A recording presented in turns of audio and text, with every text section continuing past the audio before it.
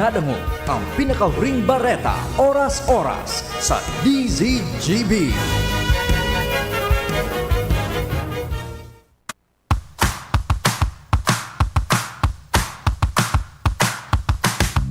Yes, good morning. Good morning po giraray sa tuyang mga parantabay. It's nice to be back po. Ngunya na aldaw ni na Miyerkules, Nobyembre 27, 2024, digdi po sa DCGB para po giraray sa tuyang programang AleConnect. Saro po ining programa Kanalbay Electric Cooperative kung saan po tatawan tanin dalan o tatawan tanin informasyon ang sa tuyang mga paradangog, ang mga miyembros konsumidores manungod po sa mga pigigiribong lakdang, mga espersos, programa asin serbisyo kan sa muya pong kooperatiba para po ini sa kapakinabangan kumbaga kan sa tuyang mga miyembros konsumidores. So kung babalikan ta kan mga nakalihis na semana, nagdiskutir po kita manungod po digdi sa tuyang district elections 2024 na supposed to be mangyayari sana sa November 30, 2024. Diyan po yan sa Bagumbayan Central School and sa Nito Central School. But nagkagawa po kita nin mga changes manungod digdi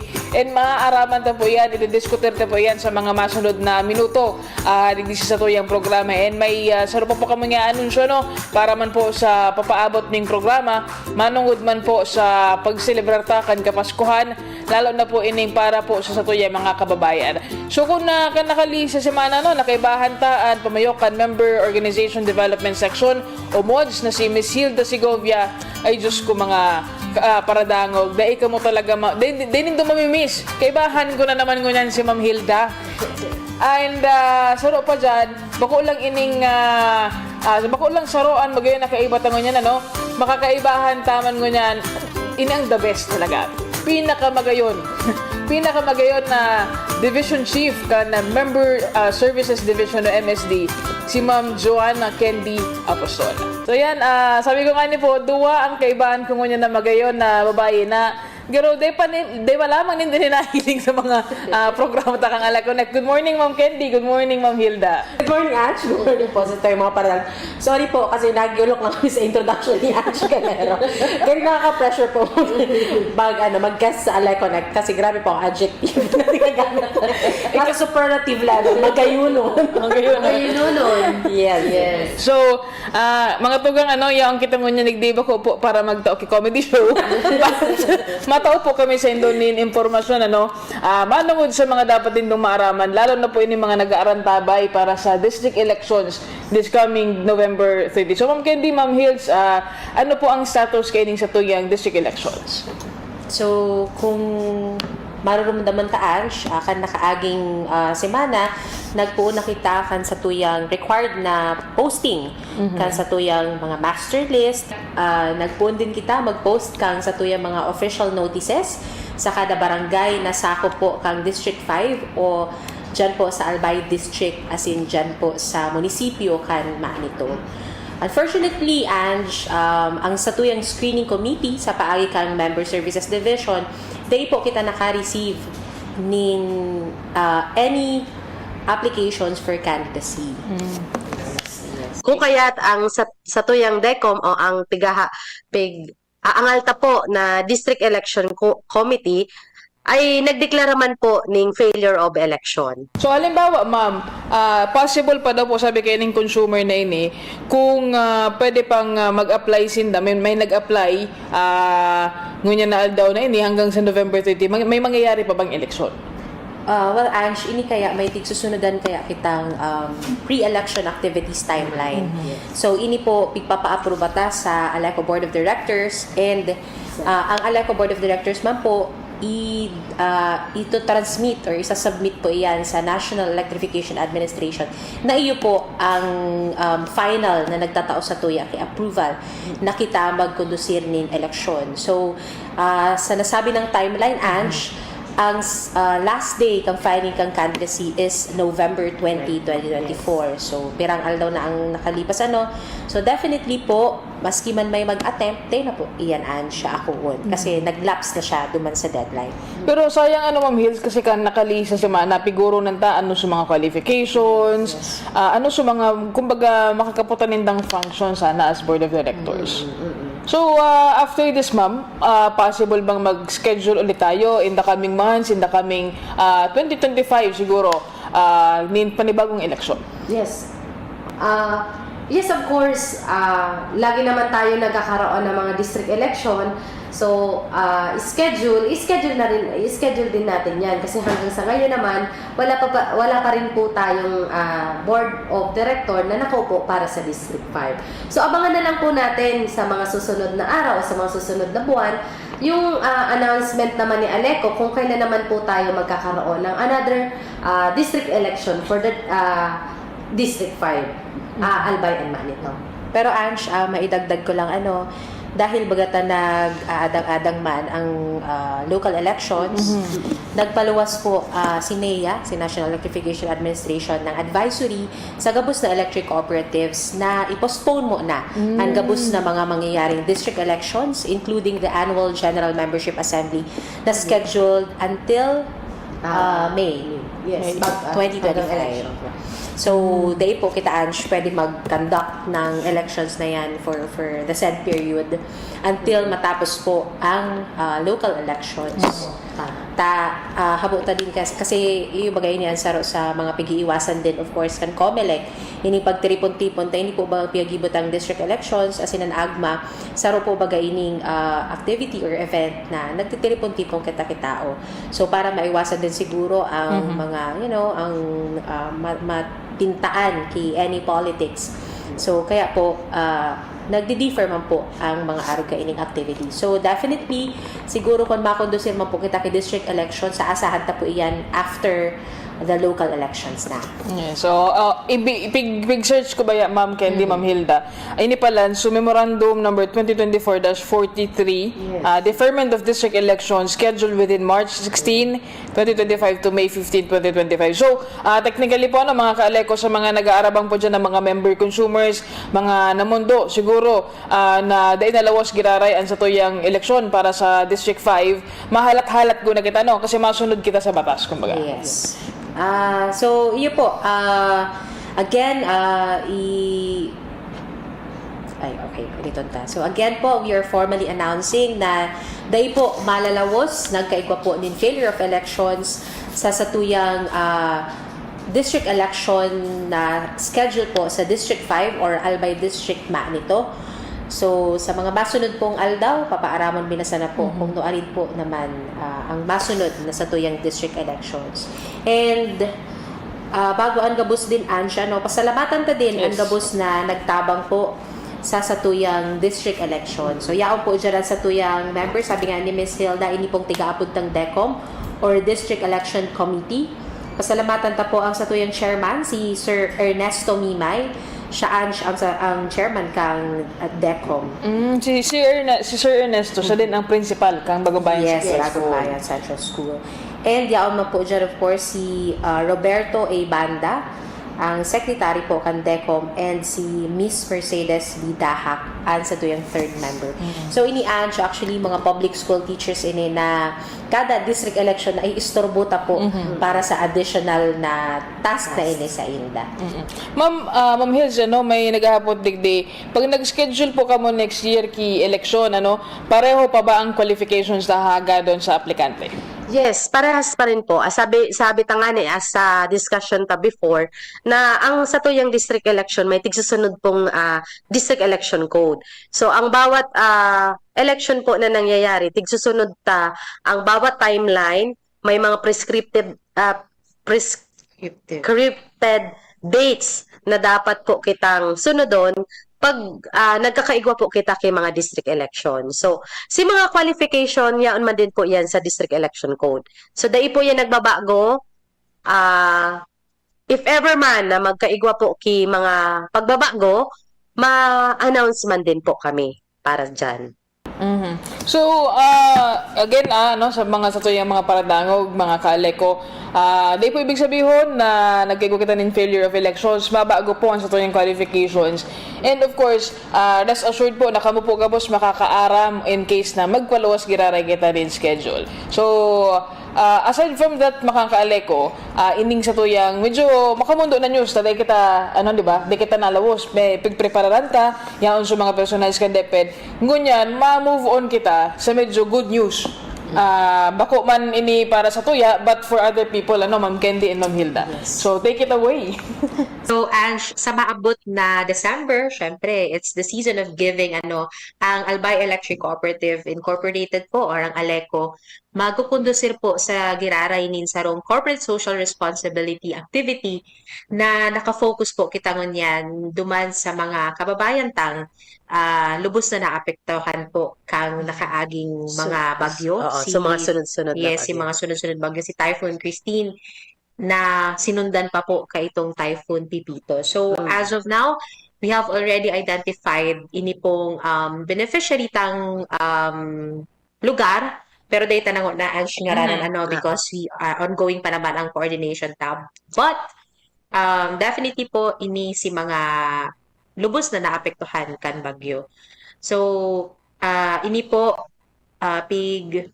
ginigibo kang sa tuyang kooperatiba, parte nga po kang sa tuyang CSR or Corporate Social Responsibility, and tamang-tama sa panahonin Pasko. So, Ange, unlike sa mga nakaagitang CSR na mostly ang pigi-involved task, kita digdi sa ALECO, mga employees, tapos siguro majority of the funds is halik po talaga sa satuyang kooperatiba. But this time around, Ange, so dahil Pasko man, bubukasan taman ang satuyang aktibidad na ini para sa tuyang mga member consumer owners na may pagmalasakit man po sa satuyang mga kababayan. So gustong magtabang. Yes, so gustong magtabang. Bako man ini, Ange, financial kasi po tama na magdagdag sa burden kang satuyang mga MCOs, but ini po sa paagi nin pagdonar nin mga goods, so mga used clothing, non-perishable na goods, pwede po kamo kaiyan mag-donate. Sa mga masunod na aldaw, ipapaarami na lang po iyan sa samuyang Facebook page. Magkakaag kita kay mga drop-off points dyan sa satuyang mga ALECO Service and Collection Offices Hills. Yes. So, igwa kita dyan siguro something na box na mapapagkaganan po nindo kan sa indong mga donasyon. Uy, may nag-message tulo sa nonoin po, kamukaan mapuunta, muya ko po magtao kita ba? Wow. Mabuutan man iyan na aka-ALECO ta. Then lang sa Roy na tahanan. Seriously speaking, Ma'am Hills, Yes. Ma'am Candy, kumbaga, all year round, nagtatao kita nin serbisyo technical, and may mga IEC, may mga CSR kita, but this time around, kumbaga, mas maka-inspire ini, kasi we're giving back to the community, kumbaga. Yes. So, sa hapot ni ma'am, or sir? Ma'am po, ma'am. Well, wala pa kita po nga ni, sabi ko nga ni, kaso bago tayo ipakita makataram kong no arin. Pero siguro, Ange, bago mag-December, na iyan ang mga drop-off points na. Una po kamo, makakadara na kamo. Siguro sabay nido pagbayad, Oo, pwede. na kamo. Pero, syempre, anong tamanggilan yun, Ange?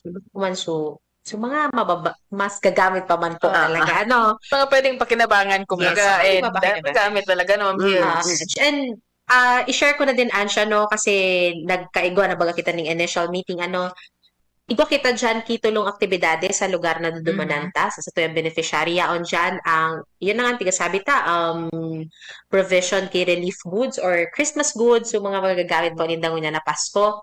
And igwa man kita, so para sa mga aki, magkakaigo kita ng storytelling, tapos mga pag-games, sa mga aki. And igwa man kita na sa tabang po sa tuyang Technical Services Department, especially ining mga engineers magkakaigwa po sindang free checking sa gabos na mga harong or specifically the damaged houses. Hihilingon ninda sa mga linya po ang kuryente. Kung igwa ki mga kaipuhan na pakarayon, mapapakaray po iyan. And kung iba man, kung ano pa man po ang pwedeng recommendation kan sa tuyang mga engineers. So, yan ang mga Talagang activities na. kung ilingon ta ma'am, garo man sa nasupigigiwot ang one-stop shop. Yes. Yes. May nagapot di. Hi po Ma'am Hilds. Paano po kami? Taga-Libon pa po kami pero muyami man po magtabang. Ano Ma'am Hilds ang may advice mo ligdi? Dai naman po sa indamadigde. Dai ka mo maghadi, taigwa po baga kitaki, opisina sa Libon. So, pwede po kamo dyan, saro yan sa pwede ming laagan ining mga draft of boxes na pwede tang paglaagan sa indong mga donasyon. Igwa man din po kita sa Pulangi. Usually po, aram ko sa Libon, sa mga Libon area, usually Pulangi ang digduduman na nainda. So, igwa man din po kitang opisina sa Pulangi kung saan pwede man din po kamong maglaag o magtaokan sa indong donasyon. So kumbaga, data man papadipisidan na yung mga kababayan ta na udok sa buot mo ya magtabang. Yes, of course. So, ano po ang kayo po handa po? Ano ang pwede ma'am ibigay? Pwede po ba magbigay ng cash? As to the cash answer, no, wala pa kita kayan masasimbag na I mean definite answer for that kasi syempre kita po baga pag mga araw kaya na bagay gusto ta with the approval po yan kang sa tuyang top management. So hilingon ta Ange sa mga masunod na araw baka itugot man and siguro ipasalamatan ta din ang mga katrabaho mi po kaming mga empleyado ko sa Aleco actually kami po Hindi ko sabi yung na required kami po talaga kaming madonate ng tagho 100 pesos. Pwede man na Yes. Dagdagan. So medyo mayaman lang. zero. Baka pwede yung mga 5 digit. 5 digit siya. Tama naman eh. The season of Christmas is the season of giving. Yes. Lalo na sa less fortunate. Kaya sa tuya bagaan siya gasino man si 100 pesos kung may mapapaog makitang mga pamilya, mga aki. Yes, and pasalamat kita na bako kita ang yaon sa sitwasyon. And kung ilingon ta ma'am, step by step so pagtabang ta digdi sa Typhoon Christine, Typhoon Pipito, ininutago na so pag-restore ka power. Yes. Ngunyan, pag-restore kang smiles sa lambang saro kumbaga. So agree intervention activity baga siya na sa pagkikita. stress debriefing kumbaga. Kasi bako karaw sa mga nangyari sa mga kababayan tayo. Imagine mo sunod-sunod na bagyo. Yes. So, yan po mga kaleko. Malina po from Ma'am Candy, Ma'am Hilda. As soon as mag-announce po kami na pwede na magtao, nintabang, ma-post po kami kayan sa official Facebook page. And sa mga programa po kan Aleconec, i-anunsyo mo po yan. Para po, sarabay-sabay na pong tabangan ini mga nagtitiyos because of Typhoon Christine and Pipito. And speaking of Typhoon Pipito, aside digdi sa pagpipreparan ta, Ma'am Hills and Ma'am Candy, ansa po yung technical team, balita ko ma'am, pinadarata sa Catanduanes para tabangan man duman sa mga kapwa o mga kababayan ta duman. Yes. So, Ange, ang Philippine Rural Electric Cooperative Association o ang sa tuyang PhilReca and of course ang National Electrification Administration po sa liwat activate ang tigaapod tang Task Force Kapatid. Yes. So ini po ining Task Force Kapatid na ini mga kaaleco pigbibilog ini kan sa tuyang kang nasabi ng mga agencies every time na igwa kita nin mga electric cooperatives na nadadanyaran dahilan kay bagyo ano pa man pong mga kalamidad. So nasanay kitaan siya sorry for the term na nasanay but sa totoo lang nasanay po usually si Aleco na iyo ang pigtatabangan kasi kita si mabilis na or kita si madalas na natatamaan kay bagyo unfortunately. Pero ngunyan, bako man sa maugma kitang nagkatao kita na nagtabang kita sa Fiselco, kundi proud man po kita sa tuyang mga warriors of light, especially of course sa tuyang management sa panginat ni Engineer Wilfredo Obuksit na nakatao po kita ning tabang na bako sana kita ang pirmi ng titabangan. So maski por paano Ange nakapag-send off kita dyan ki Siyam na lineman and tatlong vehicles na makakatabang po sa tuyang pag-restore kang power po dyan sa parteng Catanduanes. So, pinadarata dyan so, sarutang manlift, sarong boom shock, tapos may L300 po. So, ining maski sa dit na bagay, pero dako lao ng effect po kay yan sa kooperatiba, sa FICELCO. Maray pa Ma'am Hills, no? Magbisita ka na naman. Pag may ilaw na gayon. Pero gusto nyo Baras. Tabangan kita. Dako lang tabang ini sa inda na lalo na magpapasko, sana magkaigwa naman na sa indang kuryente, maging maliwanag ang sa indang Pasko. So, yan man din ang pigpapangajita na sana before Christmas, matapos na rin po ang restoration duman para man mga line man kasi hindi lang naman po Aleco ang pumunta. Yes. So maraming electric cooperative ang pumunta at tumulong na sana bago magpasko makauwi din sila sa kanilang mga pamilya. Actually, si Nea, nagpalawas kay Aviso Ma'am Hills, Ma'am Candy, nasa 261 line workers. Wow. Dami. Ang ipinadara sa Catanduanes. So talagang pag marami po baga ang nagtutulong-tulong, mas mabilis ang trabaho. So hopefully sana talaga matapos before Christmas. And i-mention ta din, Ange, na si Aleco po, bako sa nasupag send off sa tuyaman ng mga line workers. Kundi kita din, Ange, ang nag-house kaining mga nagduman po sa FICELCO, hali pa sa mga iba-ibang electric cooperatives. So imagine, pira itong nagdigdi sa tuya, nasa 100 plus. Oo, 155 siguro ito. Maski po araw kayo ang sitwasyon tadigdi sa Aleco, wala man kita kumbaga, magayon na accommodation sa inda, mga rooms and all. Pero nagtsaragaan po sinda sa satuyang social hall. Nagbanig-banig sana po ang satuyang mga warriors of light, mga cowboy man. So, maugma sa pagmati na nakatabang kita. Bako supirmisa na kita ang pagtatabangan. Kasi kung mabalikan ta Ma'am Hills, Ma'am Candy, kang tinamaan lang kita or inagihan kita kaining Bagyong Christy, nagdigdiman sa Sureco 1 and 2. Yes. Oo, tinabangan man din kita. Lalo-lalo na duman sa District 1. So, yun ang pinaka ginrabe kang Bagyong Christine. So, duman man po sa na nagtabang. So, it's a way na para maggumante of giving back.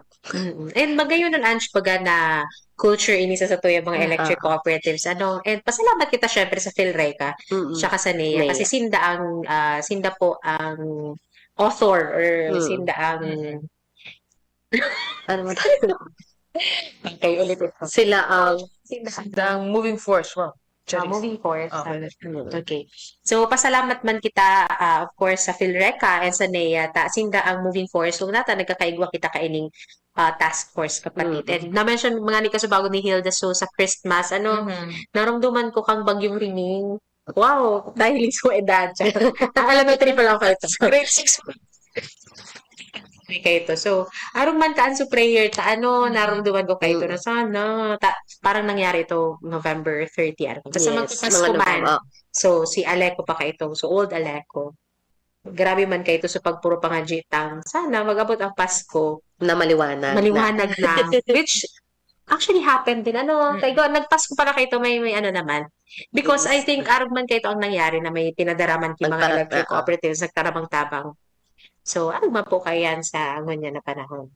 So, yan po ngunyan po, dakol kitang naaraman, manungod po sa mga programa, so anunsyo ta sa district elections, and I-link ta po ngunyan kung ano po kawiling ang Aleco na magtabang termi, bako lang in the technical aspect kan sa tuyong serbisyo, but also into the community. Nag-i-enganyar po sa mga member consumers, mga miyembros konsumidores na pwede po kung magtabang sa muya in reaching out to the community, especially po yung papaabot na Kapaskuhan, and rest assured po na kami po tutumbasan po na mas maganda na serbisyo and pag-ataman po sa Indo bilang mga member consumers po. So, Ma'am Hilds, baka po may final message po ika? Bali i-summarize ko lang po so urun-urun ta kanina. So ang district election po for the District 5, igwa po kita dyan nangyaring failure of election dahil nga mangani po wala kitang natanggap na nag-apply for board of director para dyan sa district na yan. So magkakaigwa man din po kita mga district election sa mga susunod na bulan, ma-announce na lang po ang Aleco. So, ma-informan kami the usual process, paano po magkakaigwa district election, so paano po makaboto and the qualifications, ma-announce po kami yan. So, in case na magkaigwa na po schedule ning district election. Sa Giraray po, gusto ko man din pong magtao bate sa satuyang mga miyembros konsumidores. Maligayang Pasko at manigong bagong taon po sa ating lahat. And of course, shoutout po kay Bibi Jill. Nagdadangog diagram. Pagbabantayan ng sayang ina. Kandi, baka po ikaw po may mensahe po sa tuyang mga parantabay. Ako, Ange, siguro bago kita matapos, tawan taning date na oras na i-recognize ang satuyang pag-iriba na maaram po kang nakaaging aldaw, si Dennis Mandoriao. So, siya po ang former Barangay Power Association section head na dati Ange na kairibanan to, of course, sa MSD. Pero actually, nilipat na po siya. Pero maski na nalipat na si Den sa diit na panahon bago siya nawara, talagang ang puso kay to yaon sa MSD. Grabe po ka-importante sa iya ang BAPA. Anyway, gabos man na trabaho po kay to talagang pigsa sa puso niya.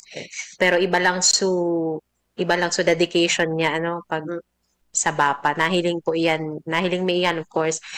Pati po sa mga napagserbihan niya na mga barangay power associations sa iba-ibang lugar. Siya po ang section head. And specifically, digdi po siya nakatoka sa 2nd District. So, yun, Ange, very untimely so death ni Dennis. Siguro sa mga nakakamidbit po sa Indo, magkapirang beses din itong nakapagtukaw, and in fact, nag-host ito kang wara pa kitang PIO. Nagtukaw po digdi sa programang Aleconnect. So, very young. Pero, yun. Pero grabe ang contributions. Yes. Yun,